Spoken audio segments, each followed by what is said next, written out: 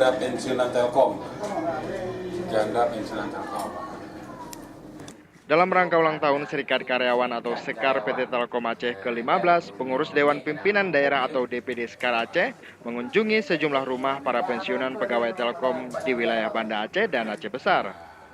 Menurut Ketua DPD Sekar Aceh, Bakhtiar, kunjungan tersebut dilakukan sebagai bentuk kepedulian Sekar Aceh terhadap para pensiunan PT Telkom yang kini tidak dalam kondisi sehat.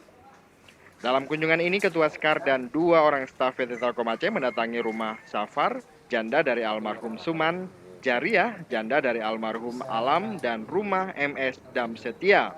Kunjungan juga dilakukan ke rumah Nasir Said, pensiunan PT Telkom yang tengah mengalami sakit akibat stroke. Sesuai dengan ketika Sekar dibentuk, selain untuk mensejahterakan karyawan, juga perusahaan bisa tumbuh.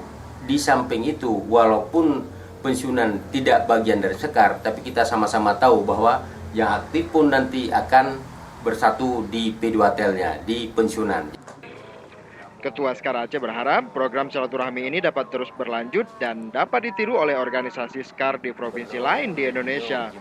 Dari Banda Aceh, Muhammad Studi melaporkan untuk Aceh Video.